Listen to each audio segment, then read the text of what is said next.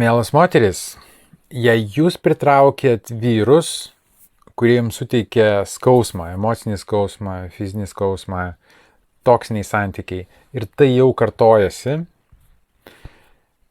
ir nesvarbu, kad jūs žinot, kokių santykių jūs norėtumėt, kaip tie santykiai turėtų būti, žiūrėjot paskaitų ar skaityt knygų, tai nėra taip labai svarbu. Tai tik sako, kad jūsų pasąmoniai yra programa, yra scenarijus, kad aš gaunu meilę ir aš gaunu dėmesį per skausmą ir sunkumą.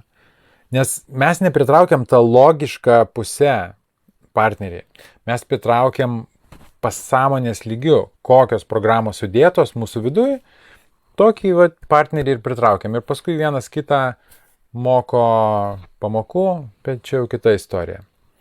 Taigi, jeigu nori sužinot savo scenarijų, savo vidinę programą, kaip ją pakeisti, parašyk man asmeninę žinutę, susitarsim dėl konsultacijos, sutvarkysim tą vidinę programą ir santykiai pradės judėti į pozityvę, į gerą pusę.